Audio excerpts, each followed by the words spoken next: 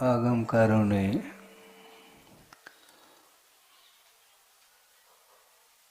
अपने वीतराग भावों के माध्यम से वस्तु तत्व का अवलोकन करते हुए कुछ ऐसे सूत्र दिए हैं, कुछ ऐसी गाथाएं दी हैं जिसमें अनंत अर्थ गर्भित हुआ करता है। एक एक सूत्र इतने गहराई को लेकर के हैं, अर्थ उसमें गर्भित है और उन सूत्रों के ऊपर उत्तरवर्ती आचार्यों ने टीकाएं लिखी हैं। कितना गहरा अर्थ होगा, उन सूत्र में कितनी विराटता होगी, वह सारा का सारा ज्ञान उन्हें कैसा उपलब्ध हुआ, उसके पीछे एक ही तथ्य छुपा हुआ है कि आत्मगत जो निर्मल परिणाम है, आत्मा की जो उज्ज्वलता है, उसके आधार से ही ज्ञान का क्षोभशम होता है।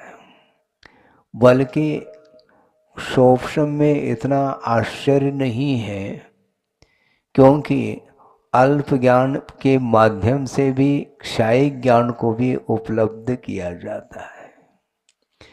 केवल ज्ञान का कारण केवल ज्ञान नहीं हुआ करता, केवल ज्ञान का कारण क्षोभशम ज्ञान ही हुआ करता है।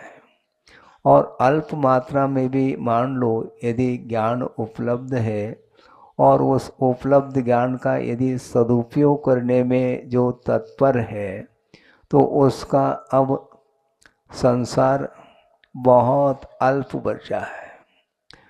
चुल्लू भर पानी जिसको बोलते हैं, अपार समुद्र है, किंतु वो संसार रूपी समुद्र में संसारी प्राणी डूब रहा है अनंत काल से, क्योंकि उसे सम्यक ज्ञान नहीं हुआ। और सम्यक ज्ञान उपलब्ध हो जाता है तो उसके माध्यम से वह अनंत संसार भी वह चुल्लू भर रह जाता है। ये किसका परिणाम है? वह सम्यक ज्ञान का परिणाम है, वीतराग विज्ञान का वह परिणाम है। तीन भुवन में सार वीतराग विज्ञानता, ये दो पंक्ति है। इसमें पूरा आगम गर्भित है। ये हिंदी में हिंदीकारों ने ये पंक्ति दी है, चड़ालाकार ने, जो कि पूरा का पूरा आगम का निचोड़ इसमें आ जाता है। तीन भुवन में संसारी प्राणी तीन लोक में परिभ्रमण कर रहा है। क्यों कर रहा है?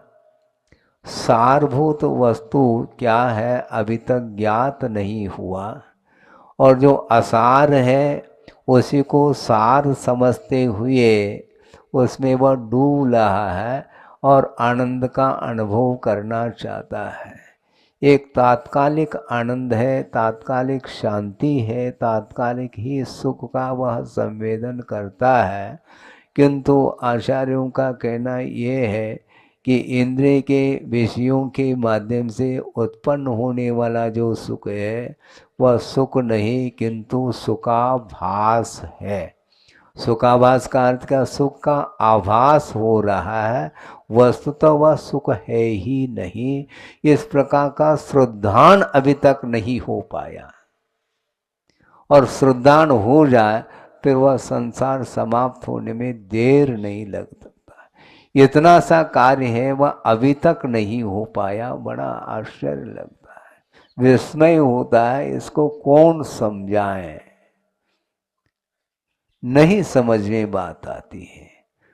और क्यों नहीं आती मत पूछो, क्योंकि यह प्रकृति बन चुकी है, यह स्वभाव जैसा लग रहा है। जबकि आत्मा का स्वभाव तो जानना देखना मात्र है, किंतु ग्रहण करने का जो भाव आ रहा है यह किसका विषय है? किस कारण से वह पर वस्तुओं को ग्रहण करने का भाव रख रहा है, ये विपरीत मान्यता का एकमात्र परिणाम है। पर वस्तु पर ही है, वह कभी भी स्व नहीं हो सकती। वह वस्तु जो पराई है वह पराई ही रहेगी, अपनी नहीं हो सकती वो। इसके बाद भी भेद विज्ञान नहीं होने के कारण वह अपनत्व उसके अंदर आ रहा है। ये कब छूटेगा?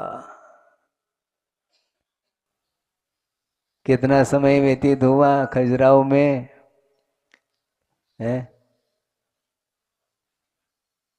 4 महीने नहीं, और अतकारे अतिरिक्त। हाँ हाँ बिल्कुल। 17 जुलाई को आए थे और 4 महीने लगभग 10 दिन और ऊपर हो चुके हैं। इसके बाद भी अभी भी ऐसा लग रहा है कि अब और सुनाओ महाराज, और सुनाओ। कब तक सुनाएं? है? क्या लिमिटेशन है उसका? कब तक सुना सकते हैं? केवल सुनना मात्र नहीं है, सुन करके अपने को तदनुरूप परिणमन कर लेना चाहिए। क्योंकि शब्द तो सीमित है और अर्थ अनंत है, कहाँ तक उसका व्याख्यान किया जाए। बड़े बड़े आचार्य जो अंगों के ज्ञान रखते थे, पूर्वों का वे ज्ञान उन्हें था, उनके लिए ग्रंथ रचना करने की कोई आवश्यकता नहीं पड़ती। उस समय इतना क्षोभक्षम था कि सूत्र के माध्यम से ही काम हो जाता है। किंतु आज टीका उपटीका भाष्य आदि लिखने के उपरांत भी और उसका भाषांतर रूपांतरित करना पड़ रहा है, हिंदी भाषा में होनी चाहिए आदि आदि। इसके बाद भी मन नहीं लगता, तो मन काय में लगता है? किस में मन लगता है?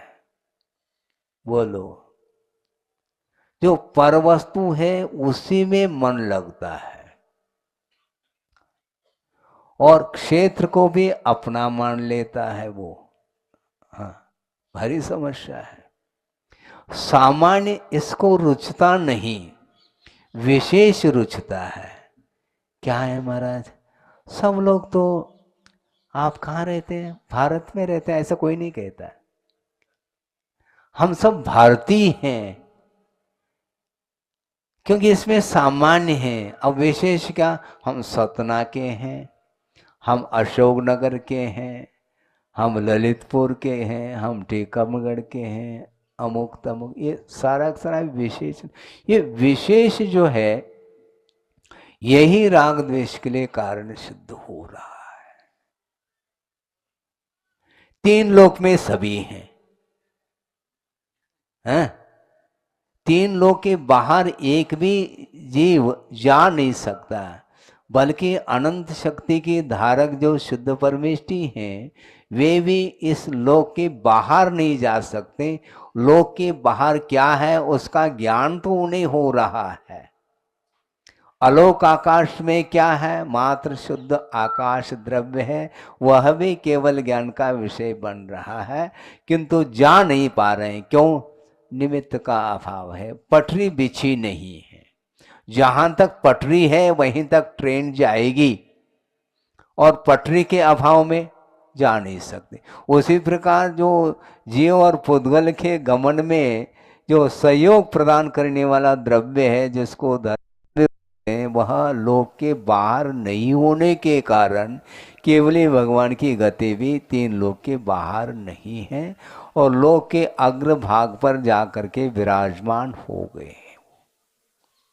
अब अनंत काल के लिए भी हम और आपके बीच में वो आने वाले नहीं। कितने भी आप हाथ जोड़ दो, नीचे नहीं आ सकते। वो बुलाओ, कैसे बुलाएंगे महाराज? भगवान भी भक्त के वशभूत होते हैं। अच्छी बात है, बुला करके तो दिखाओ हमें। यहां नहीं तो सतना में बुलाओ, हाँ, सतना में महाराज को तो बुला सकते हैं, लेकिन भगवान को बुला करके दिखाओ ना, नहीं बुला पाएंगे आप। है? हाँ, ओम शांति है उसके लिए। हाँ, व्यवहार में आप कुछ भी कह दो, किंतु वह व्यवहार है, सिद्धांत नहीं है, ये क्लियर कट है। हाँ, सिद्धांत नहीं। क्योंकि भगवान अभी आप कह रहे हैं और 10 बजे हे स्वामिन कहेंगे, भगवान नहीं कहेंगे उस समय। क्यों? भगवान आहार के लिए उठते ही नहीं है। अब समझ में बात आ रही। इसलिए बहुत एक लहर में आप बोल देते हैं, किंतु बाद में जाकर के उसका उत्तर तो मिल ही जाता आगम से। भगवान भगवान है, भक्त भक्त है। भगवान आराध्य हुआ करते हैं, और भक्त जो होता है वह भगवान की आराधना करता है, इसलिए वह आराधक माना गया है। आप भी भगवान के आराधक हैं और हम भी भगवान के आराधक हैं। यहाँ पर हम और आपके बीच में भगवान है ही नहीं। यदि हैं तो स्थापना निक्षेप की अपेक्षा से आपने बिंब को स्थापित किया है, और उस बिंब की उपासना हम और आप करते हैं, दर्शन पूजन आदि करते हैं। इसलिए वस्तु के स्वरूप को समझना बहुत कठिन हो जाता है। बीच में मोह उपस्थित होता है, और वह वस्तु का क्या स्वरूप है उसको बता नहीं पाता, बल्कि आप जानना भी चाहो तो विपरीत ही वस्तु देखने में आती है। पीलिया रोग होता है, उसको क्या बोलते हैं? हाँ, जॉन्डिस। पीलिया रोग हो गया। अब वो चंद्रमा पीला दिख रहा है, दो दो चंद्रमा दिख रहे हैं। दो दो हैं क्या? एक ही चंद्रमा है और पीला नहीं है, फिर भी पीलिया रोग हो गया। रोग को भी पी लिया उसने। पीलिया रोग। हाँ, क्या पी लिया है? क्या पी लिया? रोग। रोग अंदर आया है तो उसके माध्यम से यथार्थ वस्तु दिखाई नहीं देती। उसी प्रकार ये मोह रूपी पीलिया रोग से ग्रस्त है संसारी प्राणी, इसलिए उसके लिए वस्तु का स्वरूप देखने में नहीं आ रहा है। इसलिए वो अन्यान्य वस्तुओं को देख करके उससे प्रभावित होता चला जा रहा है। अपने आप से अभी तक कोई प्रभावित नहीं हुआ। आत्म तत्व से हम प्रभावित नहीं हुए, इसलिए यह प्रदर्शन छूट नहीं रहा है। दर्शन करना सीखो। गुरुदेव ये कहते हैं कि प्रदर्शन छोड़ो। हाँ, प्रदर्शन छोड़ो। उपदेश सुनते हुए भी उस उपदेश में किसका मन लग रहा है इसको जानना मुश्किल है। कोई फोटो उतारने में लगा हुआ है, कुछ और करने में लगा हुआ है। क्यों? उपयोग उसी में जाता है। भोजन करने का समय है, उस समय भी वह भोजन बना रहा है। भोजन बनाते बनाते थोड़े बहुत उसी में से ले लेता है। हाँ, पूड़ी उतार रहा है और उतारते उतारते एक पूड़ी को अपने भीतर उतार लिया। ये होता है। उसका उपयोग, उसकी एकाग्रता है ही नहीं। और बिना एकाग्रता से कोई भी कार्य नहीं होता, चाहे वो लौकिक कार्य हो चाहे परमार्थ संबंधी कार्य हो। कार्य को संपादित करने के लिए बड़ी एकाग्रता की आवश्यकता है। बड़े बड़े वैज्ञानिक हुए हैं, होते ही जा रहे हैं, और उन्होंने अपने जीवन काल में ज्ञान के माध्यम से जो आविष्कार किया है, वो आविष्कार उन्होंने खाते पीते नहीं किया, ये ध्यान रखो। उसमें भी बड़ी एकाग्रता है, उसके बिना संभव ही नहीं। घड़ी है, बड़ी घड़ी नहीं, छोटी सी घड़ी है, और उसमें जो कांटे, उसके जो पार्ट, जो मशीन है, वो किस प्रकार उसमें, वो बुद्धि का ही एकमात्र परिणाम है। वह जड़ वस्तु है, किंतु उसमें भी एक्टिविटी आई है, और चाबी देते हैं तो घड़ी चलती है, वो हाँ, आवाज भी आती है। इतना सूक्ष्म यंत्र का निर्माण, वो एक बुद्धि का ही एकमात्र फल है, प्रतिफल है। उसी प्रकार ये मोबाइल है और भी बहुत सारे, हाँ, जो कि आप लोगों को आश्चर्य में डालने वाले ये वस्तुएं हैं, किंतु वस्तु से आकर्षित नहीं होना चाहिए। ज्ञेय पदार्थों से आकर्षण नहीं, ज्ञान से आकर्षित होना चाहिए। और ज्ञान का अर्थ भी क्या है? मात्र शाब्दिक ज्ञान नहीं है। शब्दों के माध्यम से वस्तु तत्व का विश्लेषण हो सकता है, होता है, किंतु उसका जो मीनिंग है, अर्थ है, वहां तक पहुंचना है हमें, किंतु वहां तक नहीं पहुंच पाता और शब्दों में और उलझ जाता है। हर जगह उलझन है। ये शब्द भी आपको उलझा रहा है। शब्द के माध्यम से अर्थ तक गति होनी चाहिए थी, वहां तक नहीं गए और शब्द में क्या गजब कर दिया महाराज ने। तो ऐसी शैली तो हमने नहीं देखी। अच्छा, महाराज ने क्या बताया वो ही जाने। ये कौन सी शैली है उनकी, है? शैली और पद्धति, इनसे वह प्रभावित हो रहा है। जिसके लिए शब्दों का आलम्बन लिया है, वहां तक उसकी गति नहीं हो रही। हर जगह आकर्षण है। कर्णेंद्रिय का आकर्षण, शब्द का आकर्षण अलग है, रूप का आकर्षण अलग है, स्पर्श का आकर्षण अलग है, रस का आकर्षण अलग है। सब आकर्षण है। रूप के माध्यम से स्वाद आता है? बोलो। रूप के माध्यम से स्वाद तो नहीं आता, किंतु रूप को देखने से खरीदने की भावना तो होती है? उसको भी सजाया जाता है, डेकोरेट किया जाता, ताकि जल्दी से जल्दी खरीद ले। सीधा सीधा रखेंगे तो खरीदने की भावना नहीं होगी, और उसको सजाते हैं। मोदक, लड्डू को थाली में सजाया जाता हो अच्छे व्यवस्थित ढंग से उसको, और ऐसे भी आए हैं बताते, वो घूमते हैं वो, क्यों? उसमें भी और आकर्षण। छोटे बच्चे नहीं, बूढ़े भी आकर्षित होते हैं और खरीद लेते हैं। ये सब आकर्षण का केंद्र है। उसमें स्वाद नहीं है, क्योंकि वह रूप का ज्ञान माना जाता है। रूप आंखों के माध्यम से रूप का ही बोध होता है, ज्ञान होता है, रस का नहीं। रस का जो बोध होगा वह रसनेंद्र के द्वारा होगा। आपके हाथ में लड्डू है, लेकिन स्पर्श का तो ज्ञान हो रहा है, किंतु रस का ज्ञान नहीं होगा। गंध का ज्ञान हो सकता है, रूप का तो हो ही रहा है, और लड्डू बोलते ही कर्णेंद्र का भी ज्ञान हो गया है। हाँ, उसके माध्यम से भी उदीरना होती है भोजन लेने की। जाते हैं, पहला पूछा जाए क्या ताजा बना है। बोलते हैं हाँ, फिर मन प्रसन्न हो जाता है। खाया पिया कुछ भी नहीं, लेकिन ऐसा लगता है कि हाँ सब कुछ मिल जाएगा। तो ये इसी को बोलते हैं आकर्षण।